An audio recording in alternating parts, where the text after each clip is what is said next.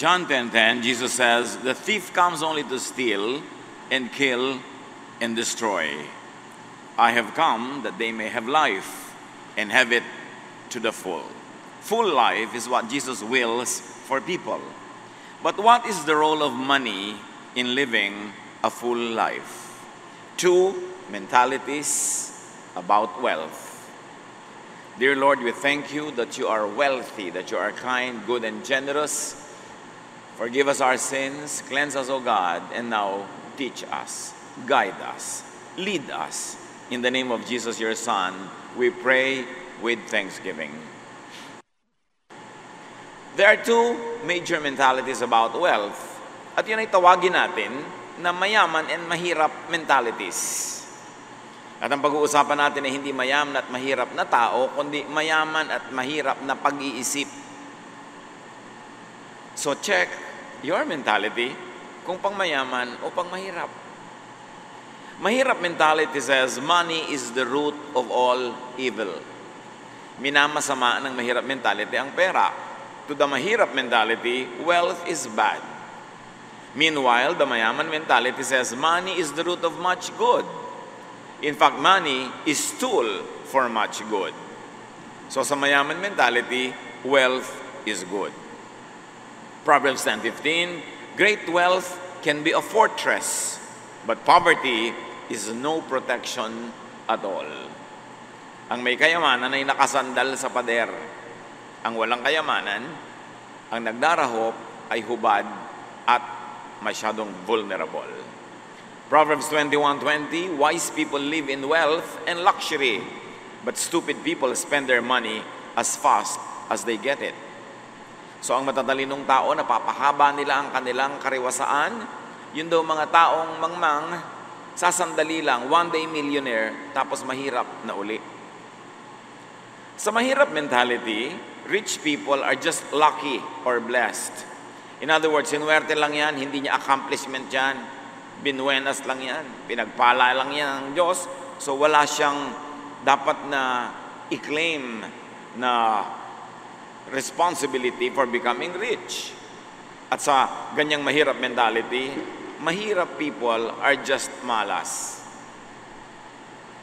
Mahirap ako kasi malas lang ako. Kasi yun ang aking kapalaran, yun ang nakatakda sa akin. In other words, hindi ko kasalanan na mahirap ako. Inassign ako dito ng Diyos. Proverbs 10:22, it is the Lord's blessing that makes you wealthy. Hard work can make you no richer. But this should not be twisted to think that you don't need hard work to become rich.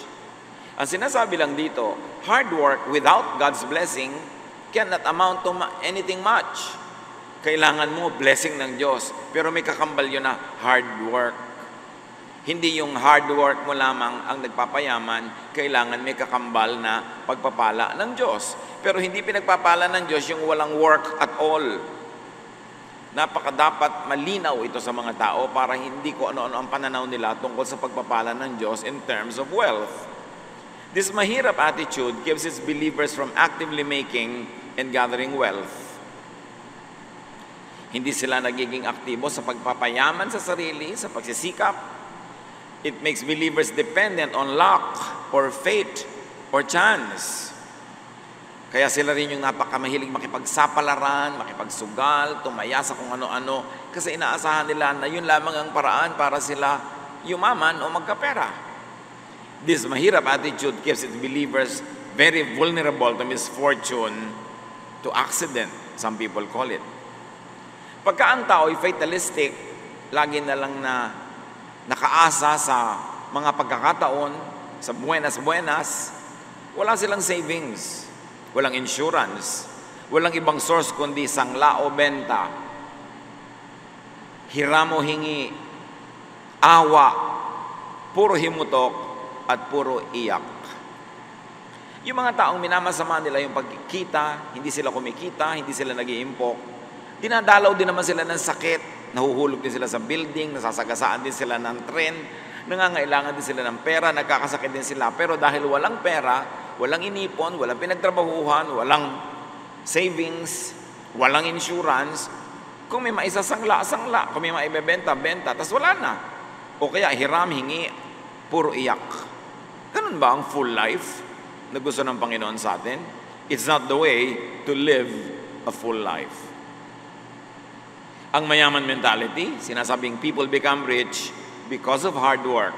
And of course, because of God's blessings. Hard work, in other words, brings wealth.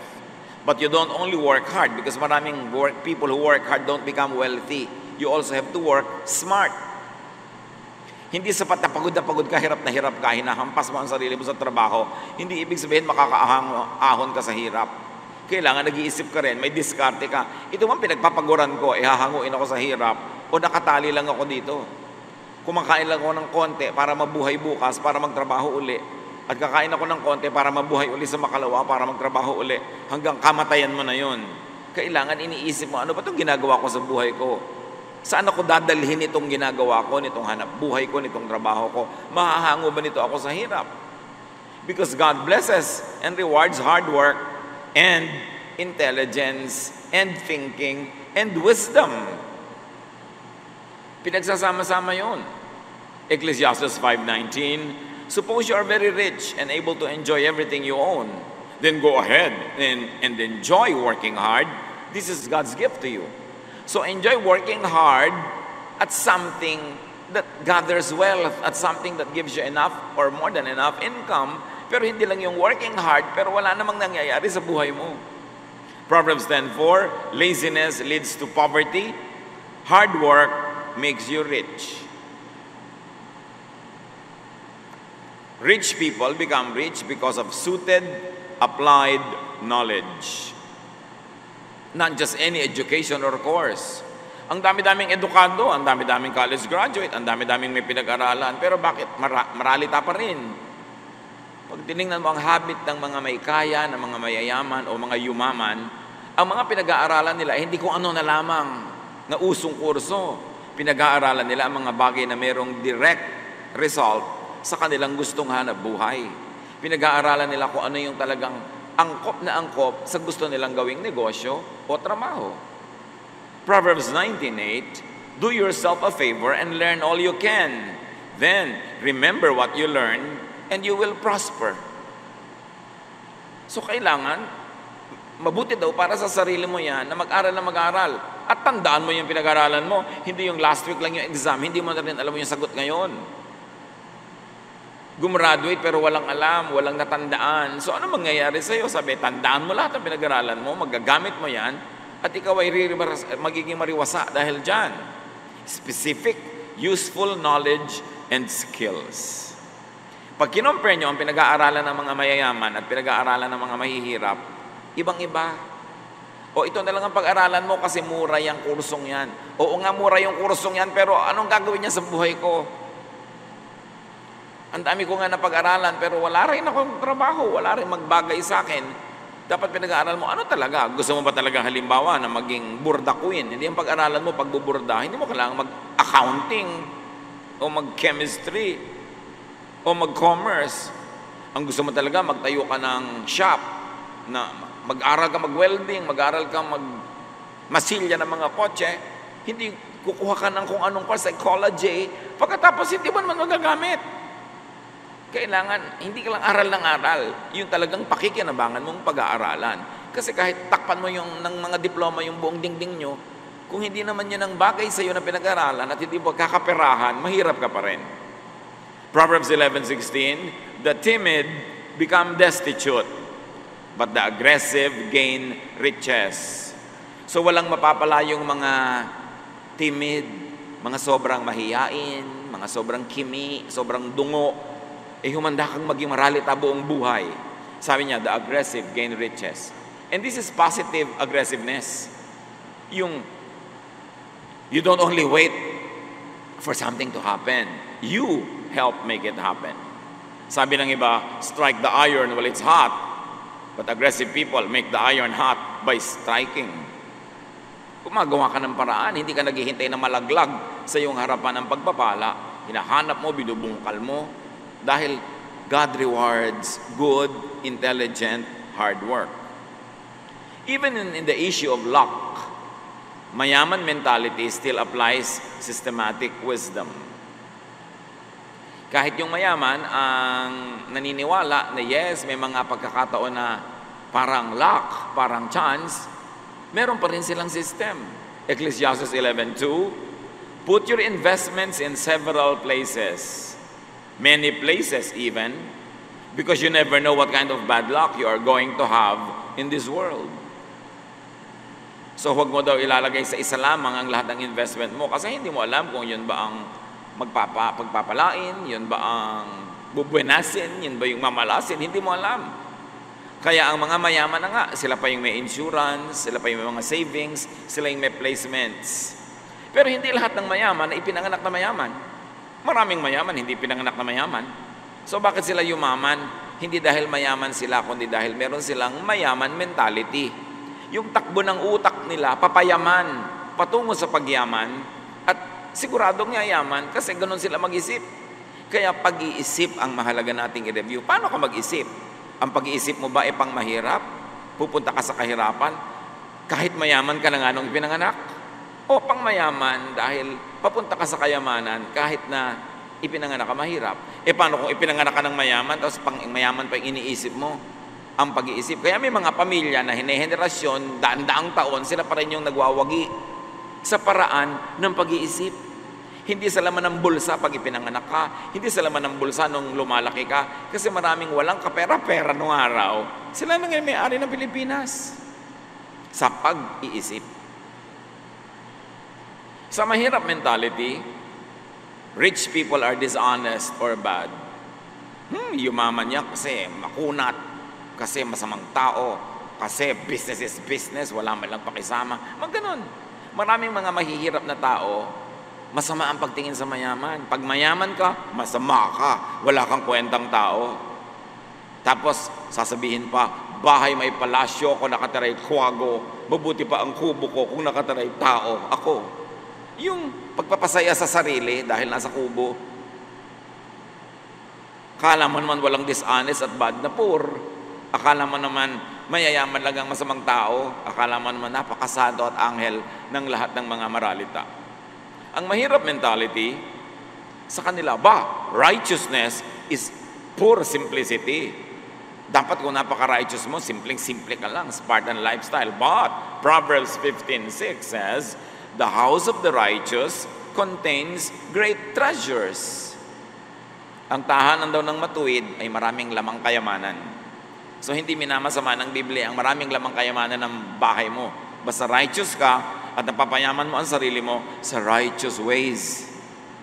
Ang mayaman mentality, rich people are good. Or at least rich people are good at what they do. So rich people are blessed with riches. Proverbs 14:24, wise people are rewarded with wealth, but fools are known by their foolishness. Meaning, they end up poor. Pag wise ka daw talaga, you will be rewarded with wealth. Kayo mga naggagaling-galingan, ang laki-laki ng pagtingin sa sarili, ang yabang-yabang na siya ay napaka-wise, may pera ka ba? Kasi sabi, kung wise ka, you will be rewarded with wealth. So, ano ba ang klaseng wisdom meron ka? Wisdom na pangyabang o wisdom na para kumita? To produce wealth, to create wealth.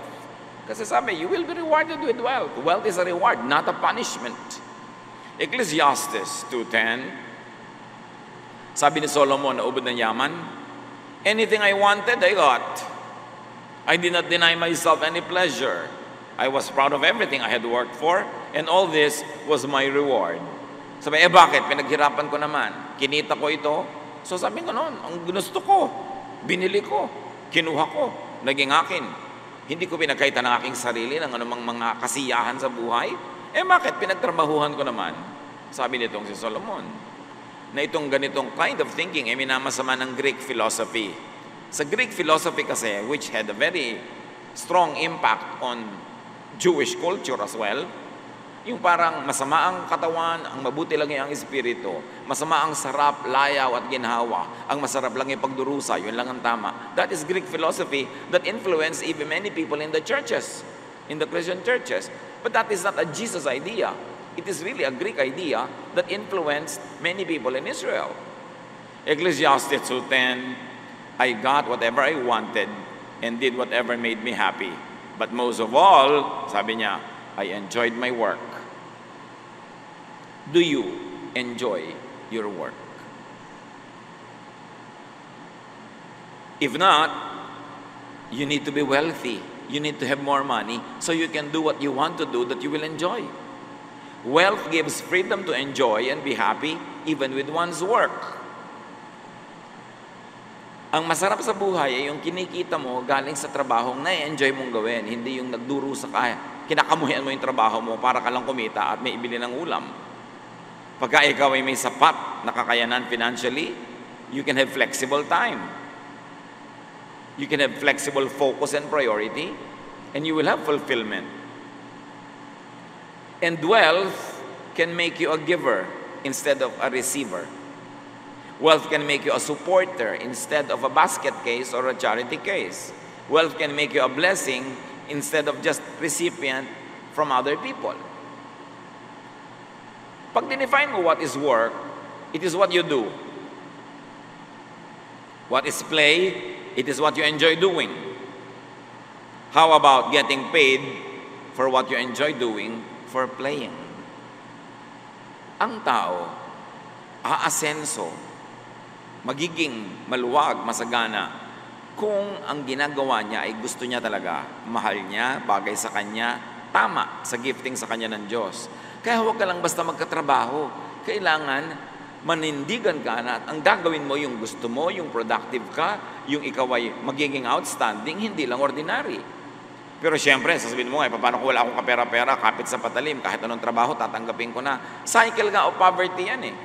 Because when you are doing something you don't enjoy, and when you are doing something you are not cut out for, you will not be excellent. And when you are not excellent, you will not be rich.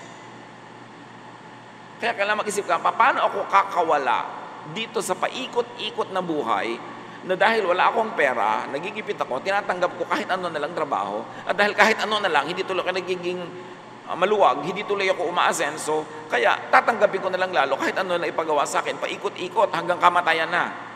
Kailangang tumalon palabas sa ganong cycle. Doing what is right for you, doing what is best for you, brings wealth. Because wealth is in excellence, not in mediocrity. At hindi naman ibig sabihin na kailangang pera ka nung isinilang ka. Tulad nga ng binanggit natin, napakaraming isinilang na walang-wala. Pero dahil sa patuloy, tuloy-tuloy, consistent na hard work, wisdom at blessing ng Diyos, pag pinagsama-sama mo, nakakawala sila sa cycle of poverty. At syempre, ang number one kalaban ng poverty, katamaran or mediocrity or pagiging kontento sa okay na yan, pwede na yan, kontento na sa ganun na lang. Proverbs 24:33-34, sleep a little, doze a little, fold your hands and twiddle your thumbs. Suddenly, poverty hits you and everything is gone. Pagpa-relax-relax, pabanjing-banjing, masarap-sarap, biglang magigising ka isang araw, hubad ka na, sobra ka ng mahirap. Laziness leads to poverty. Sinosolve ng mga tao lagi, bakit maraming mahirap sa Pilipinas? Kasi maraming pamilya sa Pilipinas, ang daming member na tamad. Umaasa lang sa isa o dalawang masipag. Ang daming nakahingi, nakaasa, nakasahod. Kaya maraming poverty. Isa lang yun. Marami pa siyempre ibang dahilan. But poverty could actually be the result of laziness. Meron naman hindi lazy pero poor pa rin. Kailangan iba, hanapin anong dahilan. Masipag na nga ako, but poor pa rin ako. So, am I full of wisdom? Am I doing the right thing? Yung bagay sa akin? Ano pa ang kulang? Masipag naman ako. Poverty could actually be the result of accepting it as a fate, as inevitable. Pag tinanggap mong ganyan lang talaga ang buhay, ito na ang aking kapalaran, wala akong magagawa, yan ang mga kanta ng mga hindi aasenso. Hindi mo dapat sinasabing ganyan lang talaga ang buhay, dapat sabihin mong, dapat hindi ganyan ang buhay. Kasi sabi ni Jesus, I came that you might have life and have it to the full. Ba't hindi ako full? Dapat hindi ka nito. Dapat mong sasabihin, wala tayong magagawa. Dapat sabihin mo, ano bang magagawa natin at gawin natin? Ganyan lang talaga yan. Dapat sabihin mo, hindi dapat ganyan yan. Poverty could actually be the result of no plan to overcome it. Puro wish, but no definite plan. Lahat naman na naghihirap, inaasam nila na sila ay giginhawa. Pero may plano ba kung paano giginhawa? O pangarap lamang? Wish lang. Iba ang wish, ibang plan. Pag may plan, may definite steps kang gagawin to get out of it. Because when you fail to plan, you plan to fail. Even in a financial way. Dapat lahat ng tao, basta't kaya ng katawan, hindi siya sobrang matanda o sobrang bata o siya naman ay malusog, sikapin na hindi lamang kumita ng sapat, kundi kumita ng sobra. Para imbes tayo pa ang binibigyan, tayo naman ang nagbibigay. Dapat tayong umiwas sa maging maralita because poverty could make you a burden to others. Pag hindi mo kinikita ang kakainin mo, aasa ka sa iba na pakainin ka. Pag hindi mo kinikita ang pampagamot mo, pampaaral mo, pampasarap mo sa buhay, pambakasyon mo, pambili mo ng load, pambili mo ng cellphone, iaasa mo yun sa iba. Kaya dapat iniisip mo, ano ang pwede kong gawin? Siyempre meron akong pwedeng gawin. Hindi ko dapat tanggapin na ganito na lang ako. At dapat tayong maawa at mahiya sa mga sinasandalan. Kung hindi naman tayo sobrang matanda, sobrang bata o may sakit, dapat hindi tayo nakasandal sa kapwa. Meron tayo dapat ginagawa. Proverbs 22:13, lazy people stay at home. They say a lion might get them if they go outside. Ayaw magtrabaho, ayaw maghanap buhay dahil baka daw pag lumabas ng bahay, may leon sa labas at kainin siya. Lazy people invent all kinds of excuses to not work. Mag-a-apply sa trabaho, pagkatapos pag natanggap na, laging late, laging absent.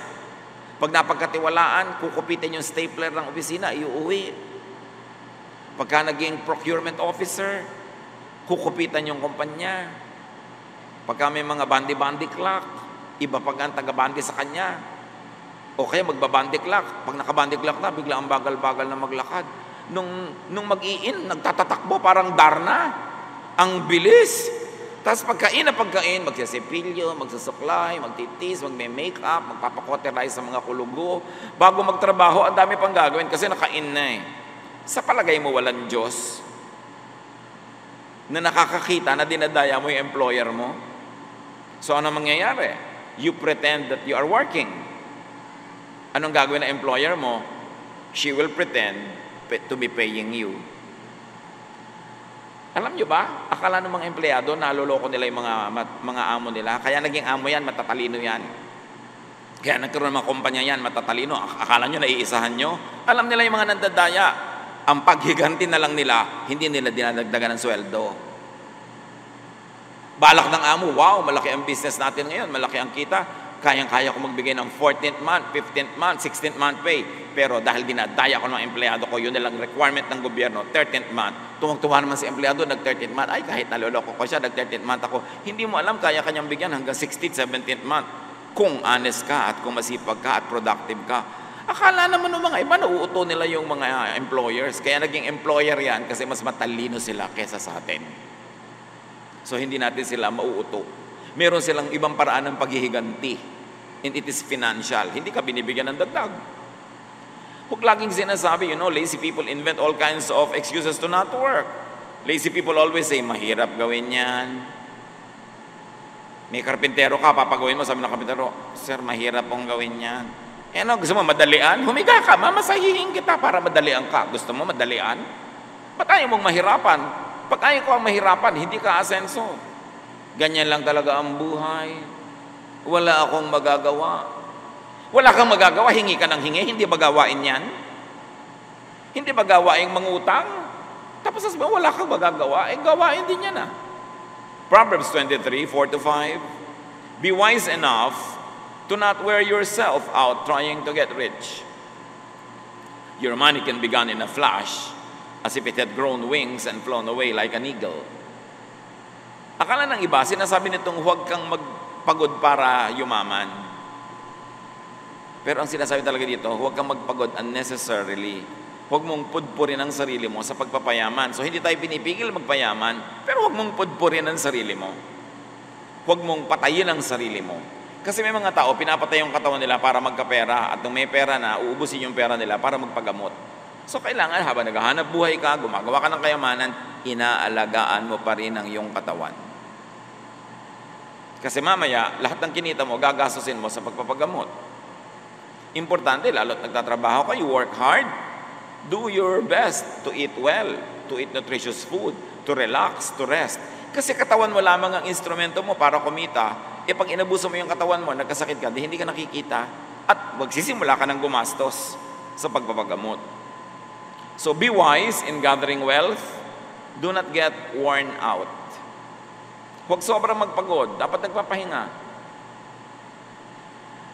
Ecclesiastes 5:10-11. If you love money and wealth, you will never be satisfied with what you have. This doesn't make a bit of sense. The more you have, the more everyone expects from you. Your money won't do you any good. Others will just spend it for you. Sinasabi ba dito na huwag ka na magpayaman? No. Ang sinasabi, it is not good to wear yourself out making wealth if you do it only for the love of money, only for yourself. Sayang ang pagod mo, sayang ang hirap ng katawan mo kung nagpapayaman ka para lang sa sarili mo o para lang maging mayaman ka. Sabi nga nun, gusto mo man o hindi, pag yumaman ka, merong makikihati. Dadami ang gumagastos ng pera mo pag marami kang kinikita. So, isama mo na sa plano mo yan pag nagpapayaman ka na, yes, merong mga makikihati, yes, meron ako mga bibigyan, yes, meron ako mga aabutan. Kasi pag hindi mo isinama sa plano mo yon, sasama lang ang loob mo pag nangyari na. Kasi mangyayari at mangyayari. Unless your all other relatives and friends are richer than you are, when you become rich, many people will suddenly come to you and find you to be a relative. Natural. And if you do not want to share with others, do not make more than what you need. Ayaw mo pala mag-share, huwag ka magpayaman. Pero hindi pwede magpayaman ka na walang sharing. Mangyayari yon sa ayaw mo at sa gusto.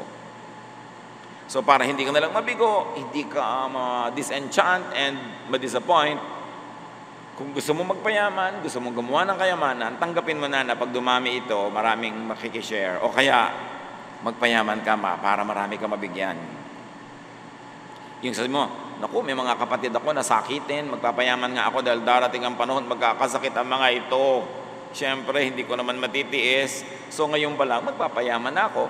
Ngayon, pag dumadating na yung sakit, binibigyan mo na ng pampagamot, hindi masama loob mo kasi kasama na sa plano mo yun eh. At yun ang mga plano pinagpapala ng Diyos, hindi lang para sa sarili, kundi para ka maging giver. But why do you want to be rich? So that I can have a lot to give away. Wow, what a beautiful plan. God will definitely bless that when you do hard work and when you do it intelligently. Do not be rich and do not want to be rich. Do not devote yourself to becoming rich per se, just for the sake of being rich. You must have a higher purpose for gathering wealth, and that is to be a blessing to many. Plus, be a blessing to yourself. Nabibili mo yung gusto mong bilhin, nakakainin mo yung gusto mong kainin, nabibigyan mo yung gusto mong bigyan, ano pa ang hahanapin mo sa buhay pag nangyayari na yun? Ecclesiastes 6:7, we do all our work just to get something to eat, but we never have enough. Itong isang uri na nagtatrabaho. Nagtatrabaho lang para may kainin, para lang mabuhay. Pero sabi, pag ganyan lang ang pananaw mo, nagtatrabaho ka lang just to have something to eat, you will never have enough. You have to produce more than what you need. Because if you work just to have enough, you will never have enough. Dapat may plano kang malaki. Huwag yung, magkano gusto mong kitain ngayon? Pag naka-boundary ako, uwi na ako. Ganun naman ang mga sinasabi ng mga nagdadrive ng mga tricycle, ng mga jeep. Yung tindera, ba't nagsasara ka na ang aga pa? Kumita na ako eh. Dapat kumita ka ng marami. Kasi pag kumikita ka ngayon, samantalahin mo kasi may mga araw na walang kita. So, kailangan kung kumikita ka, mas dagdagan mo pa. Hindi yung tama na yan, magre-relax na ako kasi kumita na ako. Yung pagka nabubuhay ka, para lang kitain yung kailangan mo today, yun ang tinatawag na isang kahig, isang tuka. Bihira na tayo kasi makakita ngayon ng mga manok na kumakahig sa lupa. Pag nakikita natin yung manok ngayon, nasa nasa shelves ng supermarket. Pero pag nakikita mo yung mga manok sa mga probinsya, kumakahig yun, naghahanap ng makakain, isang kahig, may makitang kung ano doon, isang tuka, isang kahig, isang tuka. At hindi dapat ganoon ng tao. Kakain ngayon maghahanap ng uutangin, ngayon naghahanap ng bibilin, naghahanap ng pambili. May sakit ngayon mangungutang ng pambili ng gamot. Kailangan may nakaipon. Siyempre, madali naman sabihin yun, pero hindi naman lahat ng tao kayang gawin yun. Pero ang tanong, kasi hindi mo kayang gawin, tatanggapin mong gano'n na lang, o di ganyan ka na lang, o sige, gano'n na lang. Kailangan ibahin. Huwag kang mga tuwira na, madaling sabihin niya, pero mahirap namang gawin. Lalo namang mahirap na wala kang gawin. Kaya nga, ang pinag-uusapan natin mga kapatid, mentality. Nasa paraan ng pag-iisip yan. Bakit may mga magpipinsan, magkakapatid, lahat lumaki sa hirap? Bakit may isa o dalawang umaasenso, yung iba hindi? Tingnan nyo ang dahilan. Ibang mag-isip yung umasenso. Bakit sa isang bayan may umaasenso doon? Ibang mag-isip. Nasa pag-iisip. Kaya dapat nating lupigin yung pag-iisip na negative, yung pag-iisip na talunan, yung poverty mentality. We have to make more. We have to make surplus wealth para makatulong pa sa iba. Sinong tao, lalo dito sa Pilipinas, ang walang kapatid, kamag-anak, magulang, pinsan, kaibigan, na mahirap? Meron tayo niyan. That's why you have to make surplus wealth. Whether you like it or not, kakatok yan sa pinto mo pagka walang pangsali na dugo, pagka walang pambili ng gamot, pagka ang anak ay naaresto, nakulong, o nasagasaan, o nalagay sa ospital, pupuntahan ka. Ephesians 4:28, if you are a thief, quit stealing. Be honest and work hard, so you will have something to give to people in need. Yun ay tinuturo sa atin, kumita ka ng higit sa kailangan mo. Dapat may sobra para may pambigay ka sa mga ngailangan. Para may pambigay ka sa sarili mo. Napaka-importante. At pag may pera ka na, lalo't marami-rami naman, abay gumastos ka, kapatid. The beauty and power of money is felt only when it is being spent. Merong kamag-anak ka may sakit. Merong kang kamag-anak o pamangkin mag-enroll. Merong nangangailangan. Wala silang pera. Ikaw naman dito sa lalagyan mo, may mga pera ka nakasalansan. Pag ibinigay mo yung 1,000 doon o 2,000, ang daming magagawa sa buhay niya. Pero pag inipit-ipit mo lang doon sa pagitan ng mga duster mo, wala namang ginagawa yun, nandun lang. Kung ang dami-dami nasa bank, nandun lang, ano talaga ginagawa nun? Wala. Kasi ang kapangyarihan ng pera ay kumikilos lang pag siya ginagastos. Hindi pag itinatago. Yung itinatago mo, para lang so that you feel secure. May konti kang savings. Pero kung puro nakatago, ipit ka lang ng ipit, at maraming ganong tao, ang dilim-dilim sa bahay, ayaw magbukas ng ilaw dahil ayaw magbayad ng kuryente. May pambayad naman. Kung ano na lang mga inuulam, hangin, hinihigop na lang yung hangin, yun ang ulam. Inaamoy ang ulam ng kapitbahay, sabay subo ng kanin. May pera naman. Why? The beauty of money is in spending it correctly, in a good time, and when you earn it well. Huwag sobrang kuripot. Huwag sobrang ipit ng pera kasi pag namatay ka, makukuha lang yan ng iba. Napaka-importante na marunong ka magtrabaho, marunong ka mag-save, at marunong ka rin gumastos. Sabay-sabay yun para magkaroon ka ng full life. Ano ba ang major teaching ni Jesus tungkol dyan? Matthew 25:20-30. Alam natin yon. Nagkwento si Jesus tungkol sa taong nire-represent ang Diyos. Nagbigay siya ng mga puhunan sa iba't ibang mga tao, iba't ibang halaga. At pagkatapos binalikan niya, kinuwenta niya kung magkano kinita nung ibinigay niya mga puhunan. The servant who had been given 5,000 coins brought them in with 5,000 that he earned. He said, "Sir, you gave me 5,000 coins and I have earned 5,000 more." "Wonderful," his master replied, who represents God in the story. "You are a good and faithful servant. I left you in charge of only a little, but now I will put you in charge of much more. Come and share in my happiness." So yung Diyos dito sa kwento, tuwang-tuwa na ibinigay niyang 5,000 coins, naging 10,000 coins. Pinakita, dinoble nung pinagkatiwalaan niya. Sabi niya, wow, ang ganda, halika, mag-enjoy tayo.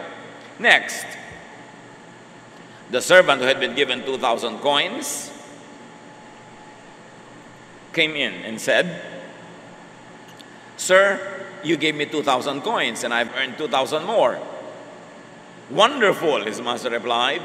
You are a good and faithful servant. I left you in charge of only a little, but now I will put you in charge of much more. Come and share in my happiness. So, nakita natin, hindi lahat ng tao pare-pareho ang ibinibigay ng Diyos sa puhunan.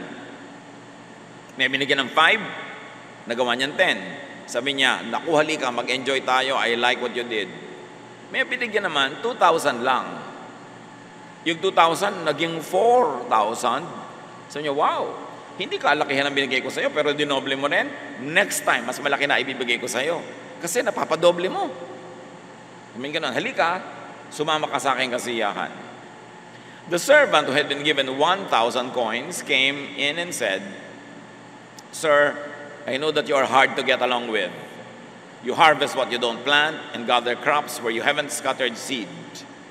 I was frightened and went out and hid your money in the ground. Here is every single coin.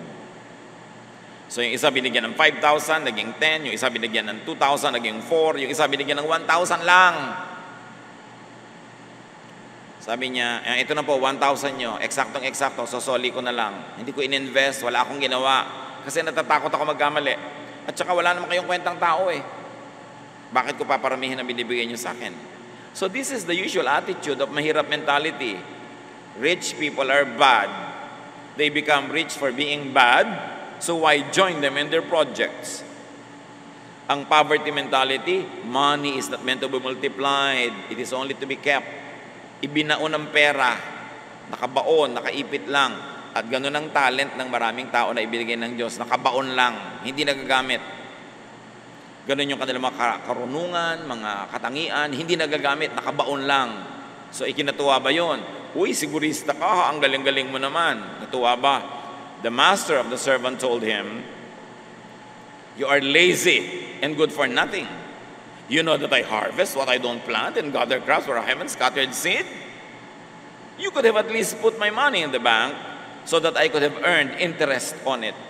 Nakita niyo yung kwento ni Jesus? Ayaw mo palang i-invest. Ang tamad-tamad mo pala. Negative pala ang attitude mo tungkol sa pera at sa investment. Sana nilagay mo man lang sa bangko, nagka-interest. Dapat yung ibinigay ko sa yung 1,000 last year, ngayon, 1,020 man lang. Alam mo lang sa bangko, 0.05%, 1% lang yan, no? Pero at least may nadagdag.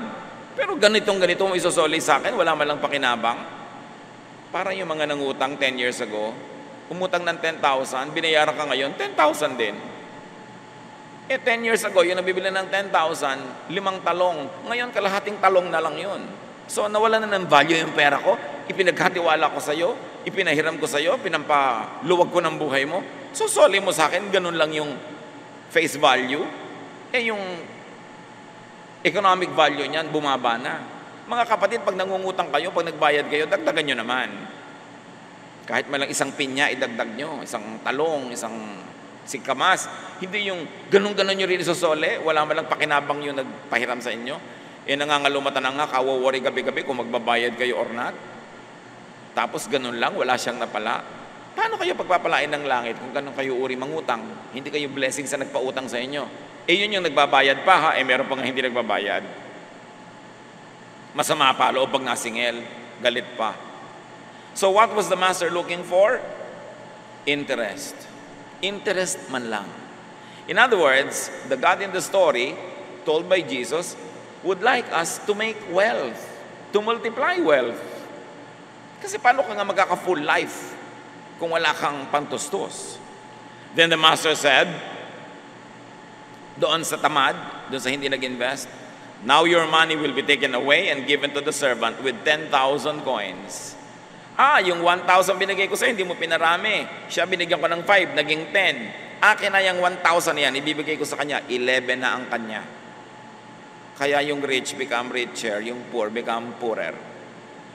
Not all the time na ang dahilan ay katamaran. Kumisa naman yung poor became poorer dahil talagang Parang nakaramdam ng dagok ng buhay, nagkasakit, nasunugan. Pero ang pinag-uusapan natin dito, those that become poorer dahil tamad, dahil pabaya, dahil hindi nagpapahalaga sa ibinibigay sa kanila ng Diyos. Everyone who has something will be given more, sabi ni Jesus. And they will have more than enough. But everything will be taken from those who don't have anything. You are a worthless servant. You will be thrown out into the dark where people will cry and grit their teeth in pain. Yun ang napala ni tamad. Hindi lang siya nabawian, itatapon pa siya sa labas, sa kadiliman, kung saan magngangalit ang kanyang ngipin dahil sa pagdurusa sa buhay. Mga kapatid, God is fair. Lahat tayo binibigyan niya ng puhunan. Lahat meron. Iba-iba lang. Merong 5, may 10, may 1. Ang tanong, anong ginagawa natin sa puhunan natin? Puhunan, hindi lang pera. Talento, pagkakataon, chances, opportunities. Binavalue ba natin yon? Pag ba may nagtiwala sa atin, talagang pinapasulit natin yung tiwala niya o dinadaya natin? Sorry na lang, nagtiwala siya. Pagka ba merong mapagbigay, aabusuhin natin o lagi na tayong magiging mabait, lalo na kasi mapagbigay siya eh. Pagka ba merong mabait, kakawawain mo, aabusuhin mo o susukulen mo rin ang kabaitan, God is watching. Kung anong ginagawa mo sa binibigay sa iyo, yun ang magdedetermine kung anong ibibigay sa iyo sa susunod. Dahil laging may accounting. The lazy person, the person with a bad and negative attitude toward money, will be deprived. Susuriin natin ating sarili. Ako ba ay naghihirap dahil lang talagang nagkataon? Dahil lang talagang hindi pa dumarating yung aking magandang pangyayari? O bunga ba ito ng aking katamaran? Bunga ba ito ng aking pagpapabaya? Kaya ako nababawian. Dapat nating suriin ang ating sarili. Based on their personal attitude and performance, in the story, the rich got richer, the poor got poorer. Huwag laging sisihin ang mahirap yung mayaman. May ginagawa yun na tama, may formula siya na tama, may paghihirap yun na ginagawa, kaya siya yung mayaman. Hindi mo dapat laging sisihin ang iba kung bakit ka mahirap. Ang una mong hanapin, ano ang pananagutan ko, bakit hindi ako maluwag sa buhay? Bakit hindi ako kasing yaman ang gusto ko kesa sa sisihin natin ang sisihin ng iba? Produce surplus money. Make more than what you basically need because productivity is rewarded. Ang mabunga, lalong pinapabunga. Nakita niyo isa pang kwento ni Jesus? Merong isang may-ari ng halamanan, pumunta siya sa kanyang garden. Nakita niya yung isang puno, ang tagal-tagal lang nandun, walang kabunga-bunga. Sabi niya sa gardener, putulin mo na yung halaman na yan, walang bunga. Sayang ang mga sustansya ng lupa na sinisip-sip niya. Sayang ang tubig na iniinom niya. Sayang ang liwanag ng araw na sinasagap niya, samantalang dapat iba na lang ang sumagap. Wala siyang bunga. Sabi naman ng gardener, bigyan pa po natin ng isang pagkakataon. Huhukayin ko yung mga lupa sa paligid para mahanginan na kanyang ugat. Lalagyan ko po ng pataba. At pag bumalik po kayo at wala pa rin bunga, puputulin na natin. Sino sa atin ang kandidato ng maputol? Kasi walang kabunga-bunga. Walang bunga spiritually speaking. Wala man lang madalang tao sa Panginoon. Wala man lamang na maakay sa Panginoon. Wala tayong man lamang na bunga para makatulong sa ating pamilya. Wala tayong bunga para buhayin ang mga sarili natin. Ang kasunod nun, hindi blessing ha. Ang kasunod nun, putol. Hindi konsentidor ang Diyos sa tamad. Sabi ni Paul, if anyone does not work, he should not eat. Yun ang malinaw na malinaw sa Biblia. Hard work, godliness are rewarded. Kailangan masikap. Proverbs 10:15, wealth protects the rich. Poverty destroys the poor. Mahirap mentality thinks rich people are just proud and snobbish. Poverty mentality yan, yung may kamag-anak ka, kaibigan na umasenso, tapos hindi na siya ma-rich. Pag pinag-uusapan nyo, yung pinsan natin na yun, hindi na yun ma-rich. Pag-iisip yun ng mahirap. Mahirap na mentality yun. Hindi nila naiintindihan, rich people are just busy. becoming and staying rich. Rich people just want to avoid being bothered by unproductive people. Kaya yung mga unproductive, yung may poverty mentality, yun ang nagre-reklamong, hindi na yan ma-rich.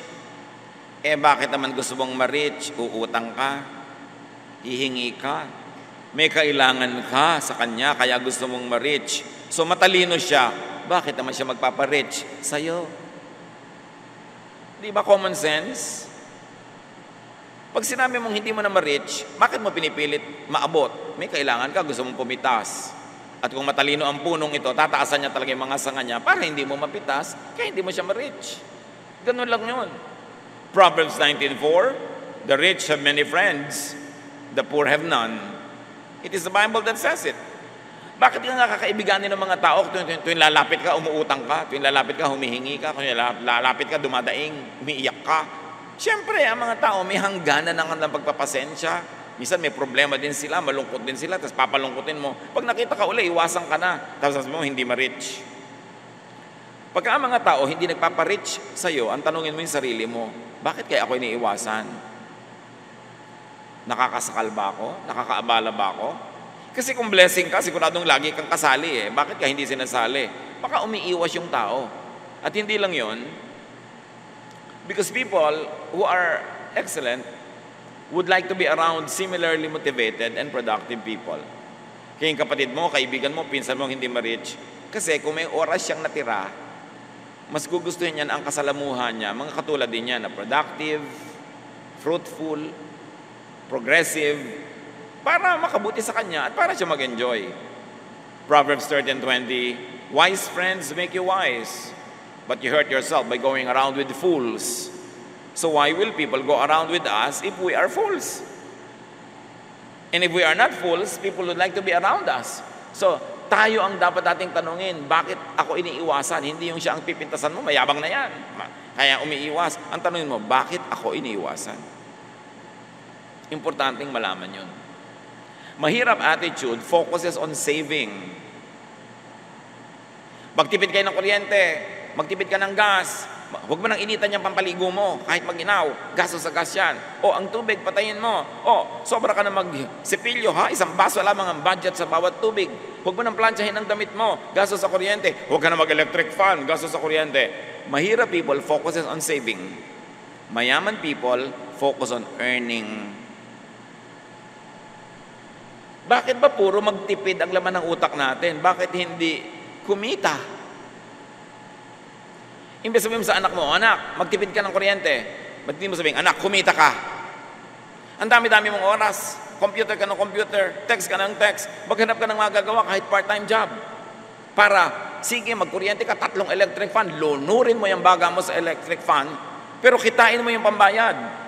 Huwag tayo lagi magsabing, magtipid, magtipid. Ang sabihin natin, kumita, kumita. Because when you earn more, you can spend more, you can give more. So, ba't uubusin mong oras mo sa pagtitipid? Pero siyempre, kung wala kang kinikita, dapat ka magtipid kasi hindi mo alam kung kailan uli may lalaglag na blessing. Pero imbes, puro pagtitipid ang isipin natin, paano kikita ng masigit pa? Proverbs 11:16, the timid become destitute, but the aggressive gain riches. Mag-isip ng pampayaman, hindi mag-isip ng pampadjeta. Proverbs 11:24, some people spend their money freely and still grow richer. Others are cautious and yet grow poorer. Isang hiwaga daw ng buhay yan na dapat natin tanggapin. Bakit meron gasta ng gasta, lalo nagkakapera, meron naman tipid ng tipid, lalo naghihirap? Well, sinong nakakaalam na ganyan mga bagay? Ang protection mo lang sa ganyan is to just earn more. There is a mysterious path of blessing. There is the time and chance factor in money matter. Talagang may mga bagay na mahiwaga na hindi abot ng isipin ng tao. Sabi ni Solomon sa Ecclesiastes 9:11, here is something else I have learned. The fastest runners and the greatest heroes don't always win races and battles. Wisdom, intelligence, and skill don't always make you healthy, rich, or popular. we each have our share of bad luck. Sabi niya, hindi naman ko mo magaling ka, mananalo ka na eh. Hindi ko mo talino ka, yayaman ka na. Ang ganon. Meron din talagang minamalas-malas. So, hindi ko mo mahirap ka ngayon, ibig sabihin pabaya ka o tamad ka o ikaw may kasalanan. Baka inaalat ka lang. So, ibahin ang timpla ng buhay para matanggal yung alat. Para maiba ang takbo ng buhay. Pero meron naman, hindi ka inaalat, tamad ka kasi. Ganun lang yun. Wala ka, batugan ka kasi, no? Wala kang ginagawa, asa ka lang ng asa. Kaya ka mahirap, gumagastos ka ng higit sa kinikita mo. Hindi alat ang tawag doon. It means you are spending more than what you're earning. So dapat marunong tayong sumuri sa ating sarili. Mahirap mentality uses the body to make money. Hinahampas ang katawan sa trabaho. Mayaman mentality uses money to make the body more healthy. Ano ibig sabihin natin dyan? Iisa ang katawan mo. Pag yan lang ang hinahampas mo sa trabaho, kahit kumita ka, mamaya bibigay din ang katawan na yan, magkakasakit yan. At ito, ang kaisa-isang instrumento ng mga maralita, yung katawan nila. Ibebenta mo ang katawan mo sa employer from 8 to 5. Hindi ba binibenta mo? O, eto katawan ko, gamitin nyo ako, tagalagay ng mga ganito sa supot, taga-bukas ang pinto, tagalinis ng ganito. O, eto katawan ko, binibenta ko ang aking katawan at ang aking oras. At pagkatapos mong bili ng aking oras at katawan, lupay-pay na ang katawan ko, wala na akong pakinabang sa aking sarili. So, magpapahinga na lang ako para bukas, may lakas uli ako para ibenta ko uli sa yung katawan ko. Magtatrabaho uli ako hanggang mapagod. Kikita lang ako para may kainin, pero hindi sapat. Ang payong ko, 3 buwan ng hulugan, hindi pa tapos ang hulog. Pero trabaho ka ng trabaho, pagod na pagod ako. Hindi ka ba dapat makahalata na merong dapat ibahin? Kasi pagod na pagod ka naman, pero walang bunga. Proverbs 14:30, a tranquil mind gives life to the flesh, but passion makes the bones rot. Especially the passion to survive. Selling one's body, one's time, one's youth, one's energy to employers does not usually earn enough to enjoy wealth to the fullest. Yung meron ka laging empleyado mentality, meron siguro talagang cut out for that, pero meron mga iba, hindi. Kung hindi kayo cut out for that, gumawa kayo ng paraan para magkaroon kayo ng sariling hanap buhay, sariling negosyo, or sideline. No? Kasi nagagastado ang katawan. Minsan makakakita ka ng mga workers, ang lalakas ng katawan, mga construction workers, na uulan na, naaarawan, ang lalakas ng katawan. Pero pag tungtong ng 30, 35, ang tanda na. Marami ng sakit. Kasi yung katawan hindi naalagaan. Alam nyo lalo mga construction worker, ang liit-liit ng kita nila. Pagkatapos, nakatira sila sa mga nilalamok-lamok na lugar habang may construction. Ang kakainin nila, kung ano-ano lang. Walang quality of life, walang quality of sleep. Magtatrabaho araw-araw, off lang sila pag linggo. Gaano katagal lang itatagal ng katawan nun? So hindi naman kumita ng malaki, tapos ngayon, parang matanda na, may sakit na habang buhay na ngayong alagain, pakainin, hanggang kamatayan na niya yun. Yun ba ang full life? Maraming merong pananagutan dyan, hindi lang yung may katawan, yung economy. Pag sobra namang ang liit-liit magpasweldo halimbawa ng mga employer, kahit kumikita sila, ang laki ng profit, wala man lang profit sharing sa mga empleyado, talaga ang empleyado nabubuhay lang para magbenta ng kanyang katawan at oras sa employer. Hanggang hindi na siya papakinabangan, tatanggalin na siya, may sakit na siya. Kung wala siyang insurance, tuwing nagkakasakit siya, umiiyak yung asawa sa kapitbahay, nangungutang, nangihingi, na iniiwasan na sila ng mga tao dahil tuwing lalapit sila, may kailangan. Anong klaseng buhay? Kailangan wag mong tanggapin na gano'n ang buhay.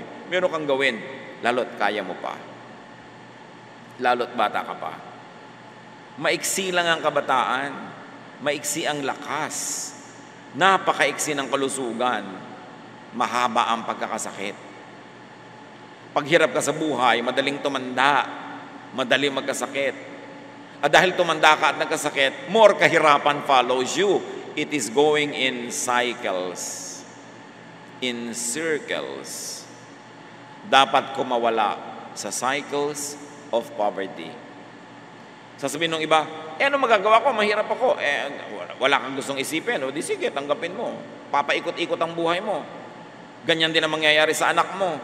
Hindi mo mabibigyan ng ticket to financial freedom dahil hindi mo mabigyan ng edukasyon, hindi mo mabigyan ng background. Di mamanahin din niya yung trabaho mo, mamanahin din niya yung buhay mo, paulit-ulit. Kaya dapat suriin. Ano ang maliit, kahit na maliit na butas na pwede mo daanan para kumawala ka sa kahirapan, makagawa ng paraan. At tayo naman ang mga hindi naghihirap sa ating mga kapatid, gumawa natin ang paraan na yung mga naghihirap dyan ay makaahon. Kung ikaw employer, magbigay ka ng more sweldo, profit sharing. At kung ikaw may kaya sa buhay, lagi may nagtatanong sa akin, hindi po kami masyadong mayaman, pero ano pong pwede namin gawin para tulungan ang mga kahirapan ng ating bansa? Magpaaral ka kahit isang anak ng mahirap. Magpaaral ka ng isang estudyante hindi mapag-aral ng magulang. Kaya mo namang iagaw sa budget mo. Gawin mo yon. Yun ang contribution mo sa ating lipunan. Kasi pag may isang nakapag-aral, isang umahon sa buhay, hihilahin niya pataas yung kanyang mga kamag-anak, yung nanay niya, yung kapatid niya, ibibili niya ng gatas yung mga pamangkin niya. So yun ang contribution mo sa society. We can all do something. We should not behave like victims all the time. Kung ikaw yung parang victim, gumawa ka ng paraan para maiba. At yun namang mga may kaya na hindi sila ang victim, huwag na tayo ang mambiktima. Tulungan natin yung mga kawawa para maiyahon sila. Dapat baguhin ang buhay. Kailangan ng tao ngayon, multiple incomes. Hindi iisa lang ang pinagkakakitaan. Kailangan may sideline ka pa. At mahalaga, hindi lang isa yung tinatawag na breadwinner. Yung ate ko kasi breadwinner namin ano ka, bread eater. Ano yung kapatid mo? Bread eater din po. Yung isang kapatid mo nag-asawa ng kay aga-aga, bread eater din po. Yung naging anak niya, milk drinker naman po. So, sino lahat ang pinanggagalingan yan? Yung ate ko pong breadwinner, kaya kayo maralita. Dapat pag bread eater ka, breadwinner ka rin. Liban na lang, sobrang tanda, sobrang bata, o may sakit. Dapat tanggalin natin sa bokabularyo natin yung breadwinner. Bakit kailangan may breadwinner? Dapat lahat breadwinners. Hindi aasa ka lang sa isa. Kawawa naman. 40 anyos na, hindi pa nagkakanobyo. Tapos ikaw, 16 pa lang, may 3 anak ka na, siya pa ang nagpapa-aral sa anak mo. Sobra ka nag-enjoy sa buhay. Tapos yung ate mong matandang dalaga ang nagka-losyang-losyang na sa pagpapakain sa'yo. Napaka-unfair kumisa natin. May breadwinner pa. Hindi ka dapat asa ng asa kung mo binibigyan ka. Kung minsan, naaawa sa'yo o mahal ka talaga o hindi na lang makakibo. Pero dapat gumagawa ka ng paraan. Walang breadwinner. Kaya maganda magkaroon ng sariling negosyo or sideline. Kahit may trabaho ka pa. Kasi maraming gasto sa buhay. Nung araw, di naman natin binibili ang drinking water. Ngayon, binibili mo na. Nung araw, wala namang load na telepono. In fact, wala kang telepono. Mental telepathy na lang. No? Pero ngayon, nagbabayad ka pa niyang load. Ang daming binabayaran ngayon. May cable pa. Sari-sari. Kada kilos mo gastos. Tapos, wala kang trabaho. Ano yun? Proverbs 15:15, the life of the poor is a constant struggle. But happy people always enjoy life. So get out of that struggle. Balikan natin na sabi ni Jesus, John 10:10. The thief comes only to steal and kill and destroy. I have come that they may have life and have it to the full. How much money does a full life require? May minimum requirement dyan. Earn it or deserve it. Romans 12:2. Ano mang dapat baguhin sa buhay, dapat mo nang baguhin sa isip. Do not conform to the pattern of this world, but be transformed by the renewing of your mind. Then you will be able to test and approve what God's will is, His good, pleasing, and perfect will. If you're already rich, change your life. Become richer. Then you can have more to give. You have more to enjoy. If you are not rich, change your way of thinking. Change your life and be rich. And if you are very, very poor, lalong kailangan mo ng change. Change, improve finances and life by changing and improving the way of thinking. Dear Lord, maganda lang ang plano mo para sa amin. Your plan is to give us hope in the future. So turuan mo kami na isang-ayon ang aming katawan, ang aming isip, ang aming lifestyle sa plano nyo para sa amin. To be productive, to be fruitful, and to live in abundance. Pagbulay-bulayan natin mga kapatid ang application sa ating mga buhay ng mga salitang ating pinag-aralan. Lord, as your people bow before you, please finish the message personally for each one. Teach us what we should do in response to these teachings. Be alone with the Lord in silent reflection.